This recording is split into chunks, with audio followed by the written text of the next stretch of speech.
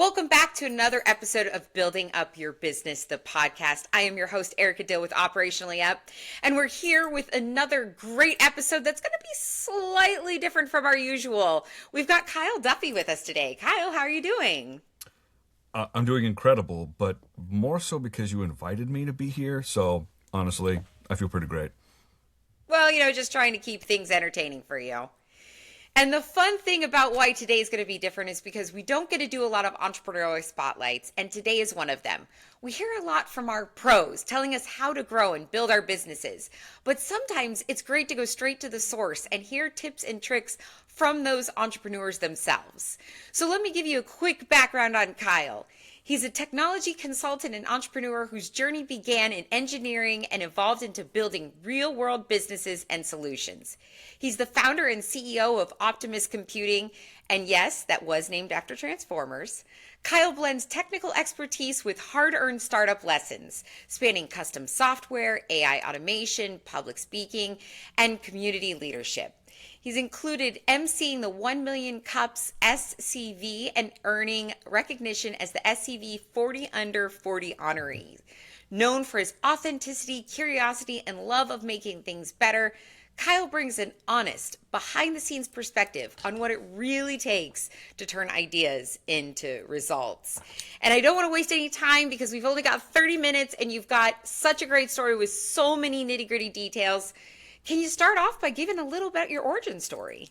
I'm going to start off by saying your introduction was fantastic. I think it really highlights all of the fun buzzwords of parts of my life. So thank you for that. That was wonderful. My pleasure. Origin story. Let's see. It started. Well, okay. What kind of origin story do you want here? Like childhood origin story or business origin story? We don't have that much time. Why don't we talk about your business origin story and maybe what sparked you into becoming an entrepreneur? Okay, I'll leave the baby genius for another time. We can throw that in there a little bit later. Oh, good. What happened was this was about a little over 11 years ago. I had originally gone to school for mechanical engineering. I wanted to be the next builder of like giant robots that could stomp through the street and save people from a 20-story building or something like that. So that was my dream, for as long as I can remember. And I actually switched from engineering to business with an emphasis in marketing. Math is really hard, everyone. And I had a hard time with calculus. So I switched. If I can't build the robots myself, then maybe I'll own the business that does. And so I was getting my business degree. And a friend of mine who, we were born and raised in the same city, but he went to Hungary, Budapest, Hungary, because he has dual citizenship there, he has family there, and he could receive a free college degree. And he was there for a while getting his degree and working for a software firm out there. And one day he calls me and says, "Hey, all of our offices have closed down. We're not sure what's going on. I know I've got a bunch of software developers here and myself, and we need jobs. What if we started a business?" And that's how everything... I said no, just to be clear. I said no. And he called me a few weeks later and said, "Okay, I really think we should do this. You know everybody. You're there. I'll let you name it. Would you do that?" And I'm like, "Oh, well, yeah, Hey. of course." That's all it took.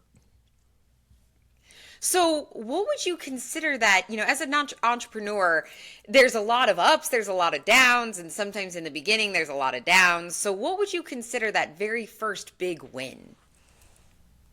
It took, as an entrepreneur, there's a lot of, if you have the right mindset, you focus on all the little mini wins, like, oh, we finally have a contract, or we built our website, or we, made $5. But the first big win where we're like, okay, I think that everything we've been building is starting to finally work.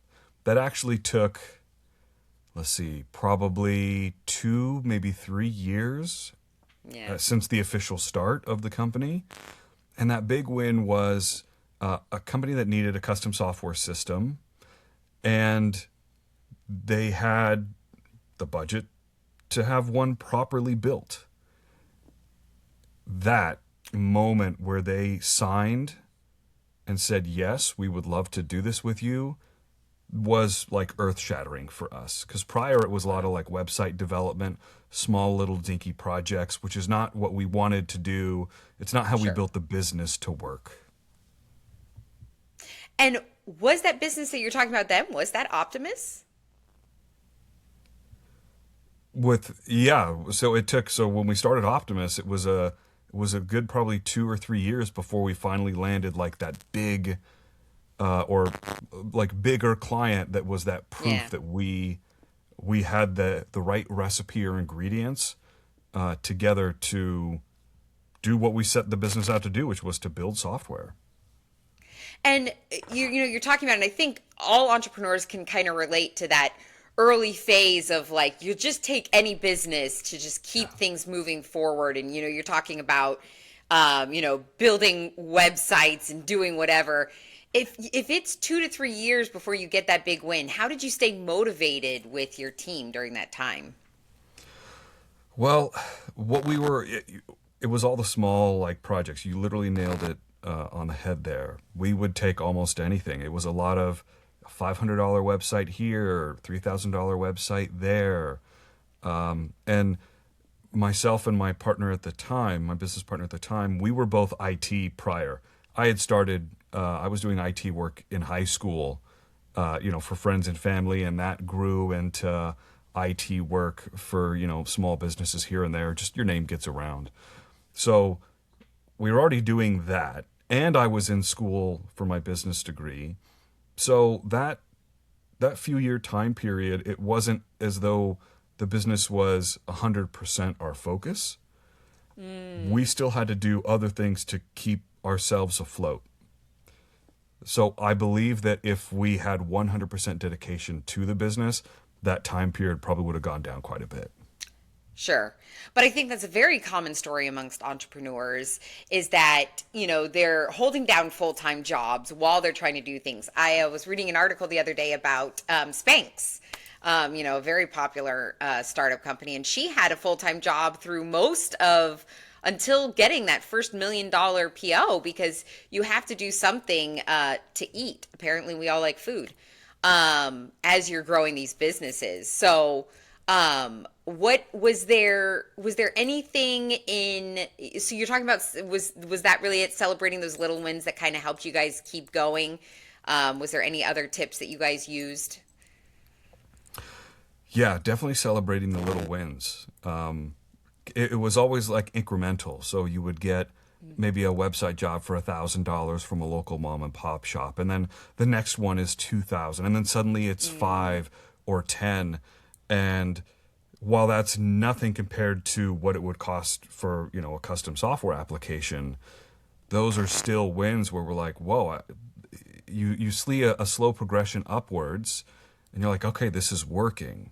And each one of those wins was celebrated because you're doing it all on your own. I think I was 25 Wow. when I started this, and then my business partner at the time, I think he was like 24 or 23 and a half, something like that.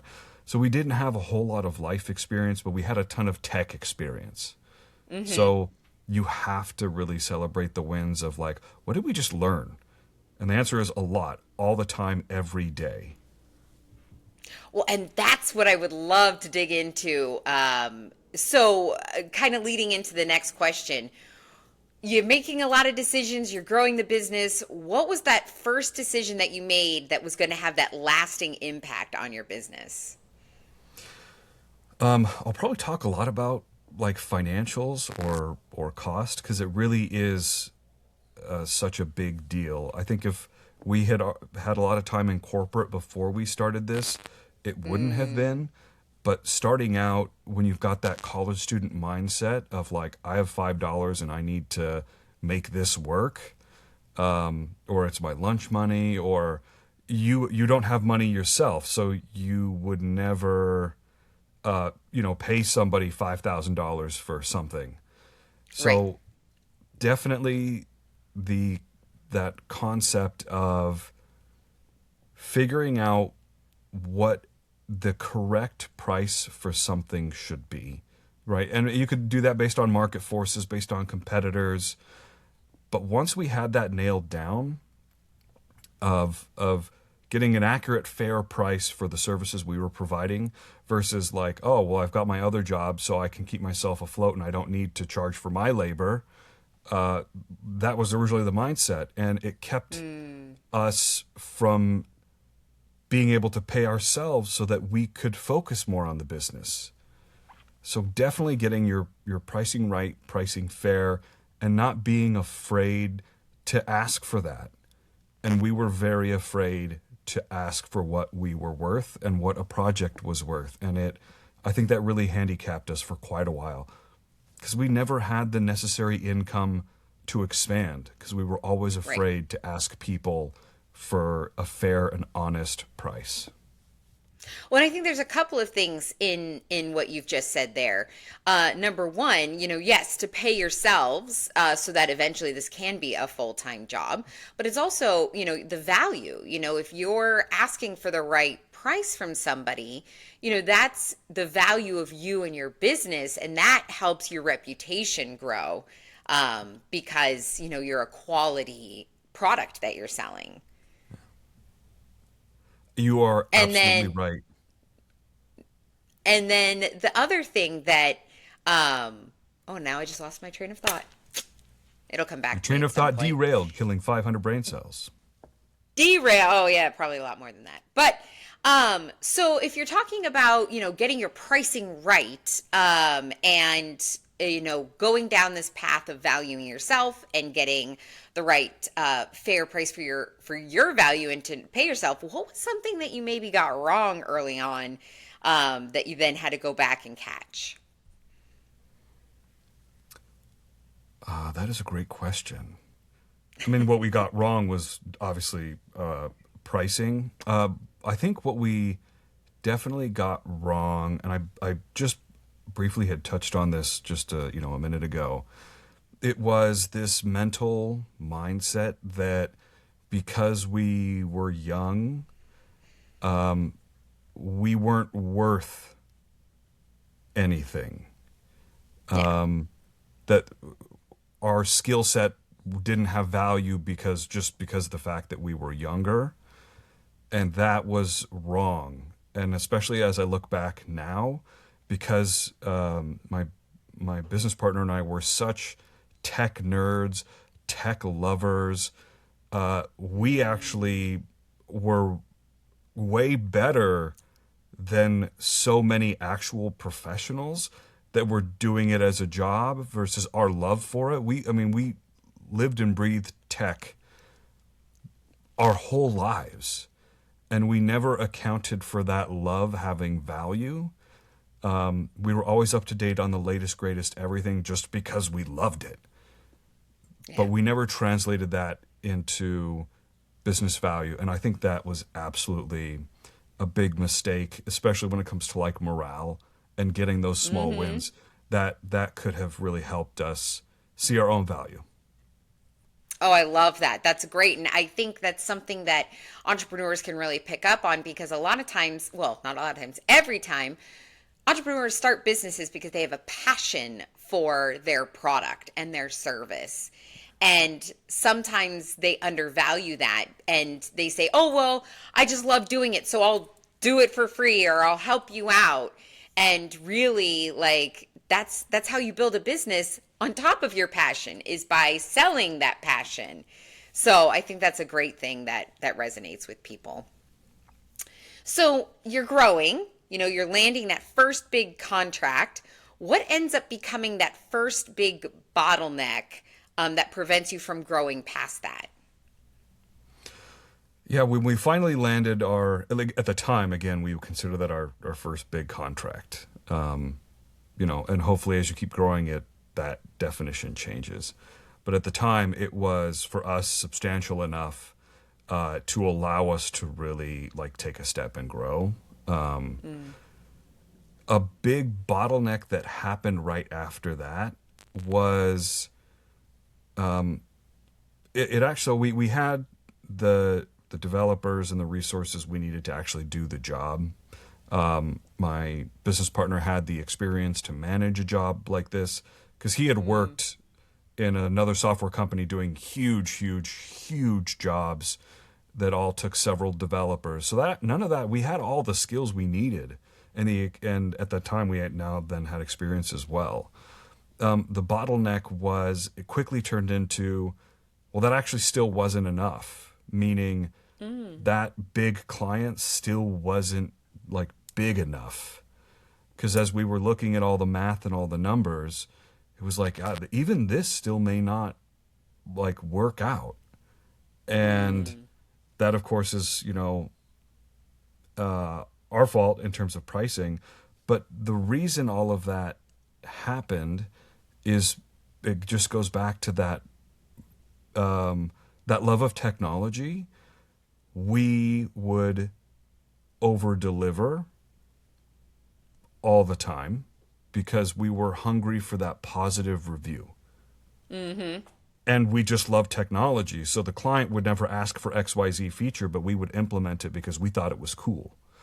So we were not putting boundaries on ourselves, which was great for the client. They got all this Oh, cool yeah, stuff. they love it. They love it.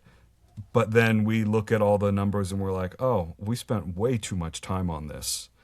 So separating yourself from your passion and love of creation versus, hey, this is actually a business and you can be passionate all you want, but you still got to hit numbers and targets and things like that.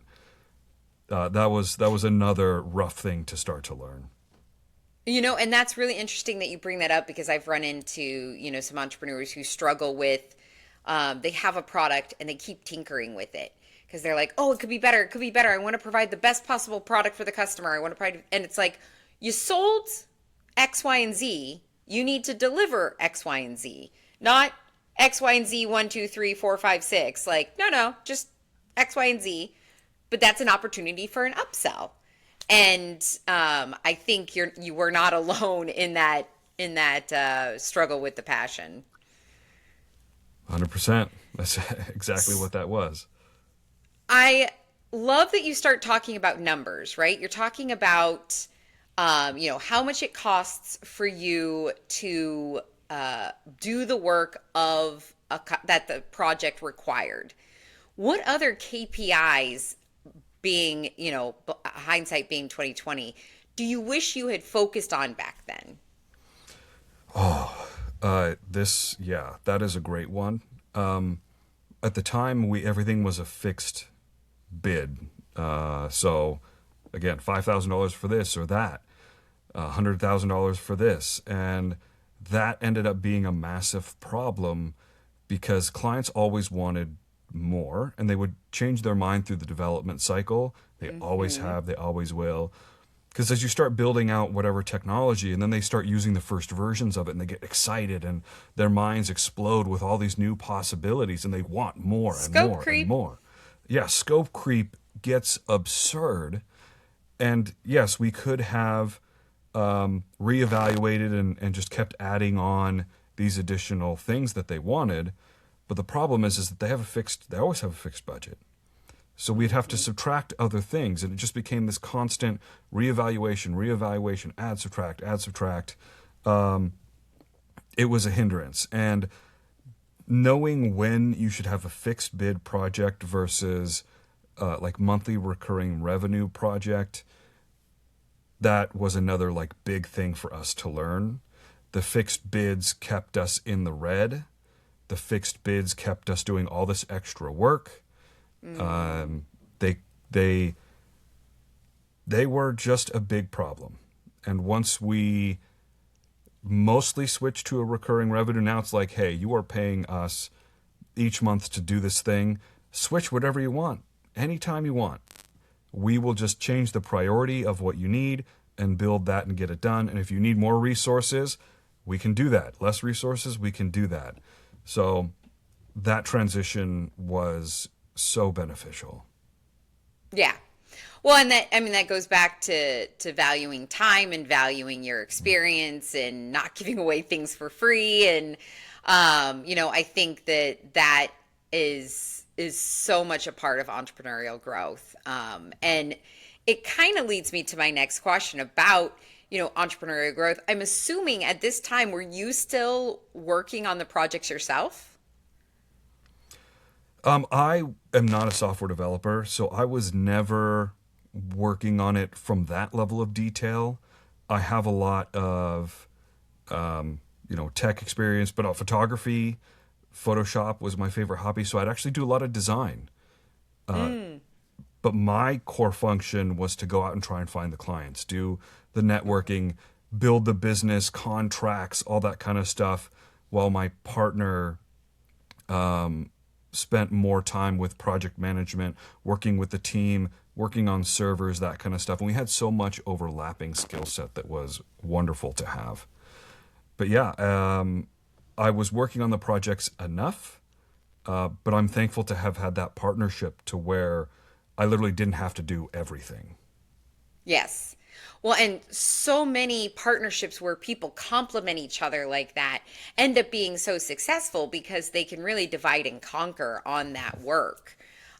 So it's great to see that you guys developed that really early on. You had a really nice partnership from the beginning. Yeah, and I just remembered you mentioned about the KPIs. I don't think I fully answered that question the way I wanted Oh, to. please. Yeah. That if you track your fixed bid projects versus your like retainer projects, that Hmm. was a really simple KPI because the more our retainer projects started to grow, we also noticed, oh, it's way easier to make sure everyone's getting paid versus the retainer Mm. or versus the fixed bid projects where it was like, okay, we have this lump sum of cash, and maybe every 3 months we're going to get this disbursement of cash, but planning around paying your team, that becomes really difficult if that is your main source. So the the monthly recurring revenue, but also like maintenance contracts for when a project was done. Obviously, they're a lot smaller, but it's the small amounts, a couple thousand here, a couple thousand there, for maintenance and upkeep and smaller things. That really paid the bills. We thought the big numbers were paying the bills. They were not. It's the small little things that you could depend on every month. That was, in terms of KPIs, tracking that difference was really valuable. So that's a great segue into talking about how you guys learned and how you guys approached and grew over time as the company grew cash flow. Because if you're talking about, going from this fixed bid model where you're getting these lump sums into some of these retainers, how did your theories and your thought process on cash flow really evolve as you guys built the business? As we started, um, as we started having more retainers and having like maintenance contracts, we started doing web hosting as well. Spend a couple $100 a month and we'll host your website on our high performance servers. As every month we're like, oh, we reliably have this money coming in, and while it's smaller, it pays all the bills. And that's so eye-opening. But the biggest thing that happened is that you could start sleeping better at night. Like, so much of being an entrepreneur is mental, and Yes. it feels like you're just trying to survive. And knowing that, because there were a lot of smaller things in the mix, if one of the small things drops out, the client stops paying for that service, it doesn't completely derail the business. That idea of creating something that can survive changes in the economy, that started to become apparent the more that we slept better at night because we had some stability, some way to have prediction power that we didn't have before. The massive contracts, fixed contracts, give you very little good prediction power. So I love that you brought up that most of being an entrepreneur is a mental game. Tell us a little bit more about that mindset that you had to have, especially during those first years or as you're growing the business. What kind of a mindset did you choose to orientate and build up so that you could weather that entrepreneurial storm? I wish there was one mindset. I mean, there's tons. Because at your core, like what goes beyond the fact that my business partner said, "Oh, I'll let you name the business." Like I kind of joke about that, but while that was a part of it, the reality was at the time, years prior, I had been working at a 9 to 5, and I'd asked for a raise, and I was going to school, and the owner of that company said, "If you quit school, I'll give you the raise. I want you to work for me full time." Oh, And my education has always been the most important thing to me. And asking for another dollar raise with the work that I was doing, which was a lot of marketing, writing, technical work, I was like, this is ridiculous. yeah.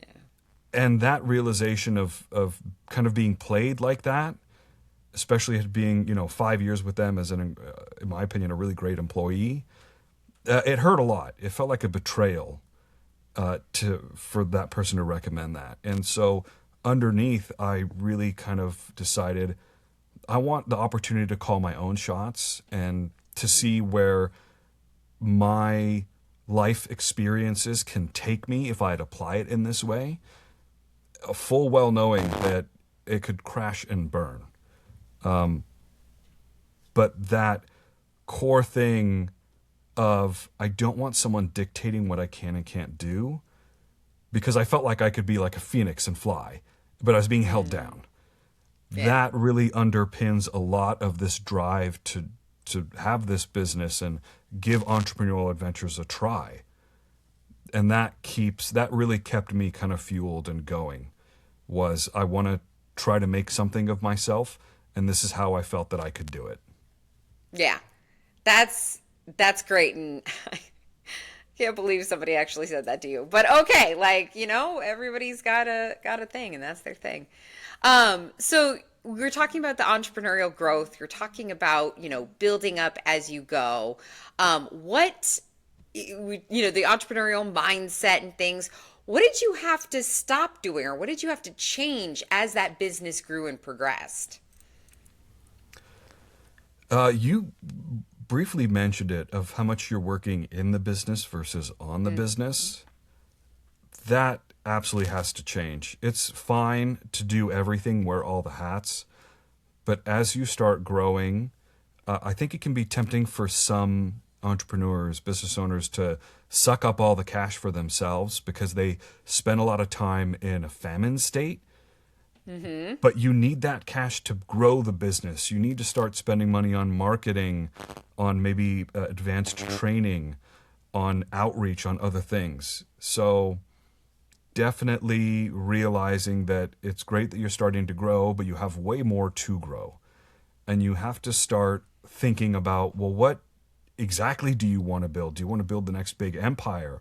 Or do you want to just stay smaller, a couple employees, and you can be comfortable yourself making, maybe a couple $100,000 a year, and you've got like an easy kind of street. But you got to make that decision and start growing the business in that way.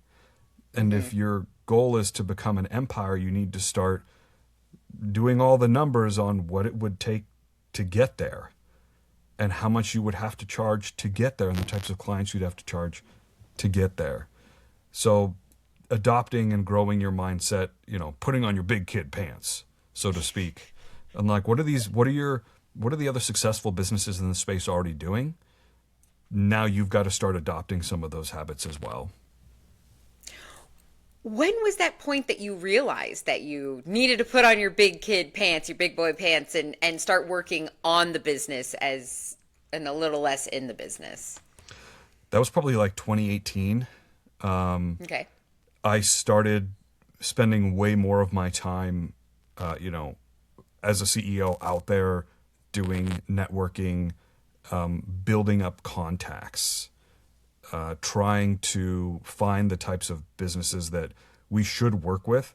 We had not yet found, they often say like niches are, riches are in the niches. And even today, we're still actually trying to sort that out. But trying to find, well, what are the best niches for us to play in that we are competent in, skilled in, most importantly, that we want to be in, that makes us excited to be in that niche. Huge passion of mine right now is actually like nutrition science. And now I'm starting to transition of, okay, I want to start finding companies that maybe they want like a nutrition software app or something, because now I can have passion beyond just, we're getting paid and I can pay my bills this week. Yay. I want to be fired up every morning. I want to wake up and I want to work on projects that excite the heck out of me, even though I'm not the one doing all of the actual development and design and things like that. I still want to be passionate as a CEO about our projects. So the big kid pants are like finding your niches, finding what you're really, really great at, and finding what the market needs. Because if you're great at something the market doesn't need, there's no income there. Right. So this is zero. So finding all of that is like putting on your big kid pants, and then you got to go after it. You got to, yeah, put on the big boy pants and fly. Go actually knock down on those doors. Yeah. So, I mean, we could go into so much here, but unfortunately we have a limited time. What's next? You're talking about, dietitian apps and things like that. What does the next evolution of Optimus computing look like? Yeah. With that comes, we want to do a lot more building software, but for hardware products. So back to like that nutrition, everyone's got a Fitbit or an Apple Watch, and all those devices have like phone interfaces, or you can log into web portals. So that next evolution is branching. We wouldn't build the hardware, of course, but we Right. would build that software component that the hardware depends on. That could be like remote controlled lighting, or whatever entrepreneur creates some new awesome device and they need a software partner to bring that to life. That's where I'm really starting to try and push into to see if there's anything there for us. Because part of being a tech nerd all those years, it wasn't just software tech nerd, it was building computers, and it was all the cool gadgets and gizmos, and I used to go to CES and see the latest robotics. And at the beginning, my love as an engineer was robotics. And so if I want to fulfill that dream of robotics, being involved in that space, you got to start somewhere. And I think that somewhere is in these hardware devices, and to just slowly grow into the robotic space. If someone's building like a robotic arm prosthesis and they need a mobile app to help the user control it, I mean, call me. It would be the coolest A project. dream. It would be a dream project. So yeah, pushing into that space would be really, really cool. I love that. So we try to end every episode with giving our listeners something that they can do today, change in their mindset, change in their business, work on their business. What is that one tip that you've learned over the years that could really give somebody an edge as they're starting to grow their business?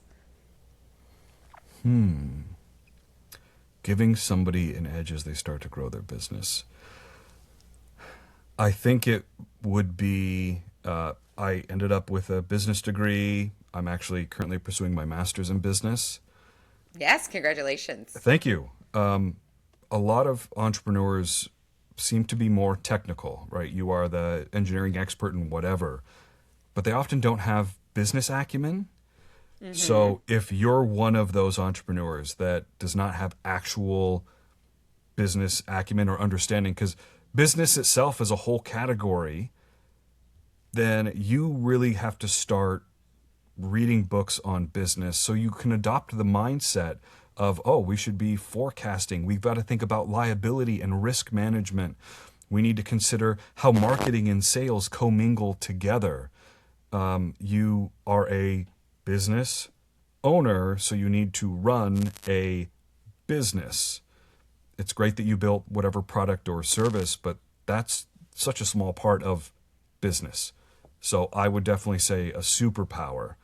The best way to level yourself up is to understand the fundamentals of business and start reading that material, get a degree, do something so that you can start thinking like an actual business owner, so you can start playing that game of chess properly.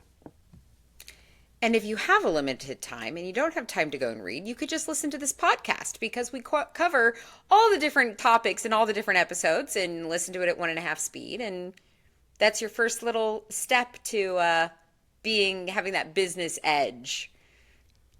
It's true. I have listened to lots of business podcasts in my time as well. So There you highly go. recommend you do that. Podcasts are the best. Well, Kyle, this has been wonderful. Thank you so much for joining us. Yeah, Erica, thank you for having me. And wow, it's an honor to be able to just spew nonsense for, 35 minutes. I'm a big fan. So thank you for having me. I hope you found value out of this. I think our viewers definitely have found some good tidbits to take action on their businesses and help them grow through their journeys. So we have had another wonderful episode of Building Up Your Business, the podcast. We are here every 2 weeks with a new episode. So join us back in 2 weeks for another great topic from another great pro. And until then, have a wonderful day. I've been your host, Erica Dill with Operationally Up. We will see you soon. Bye.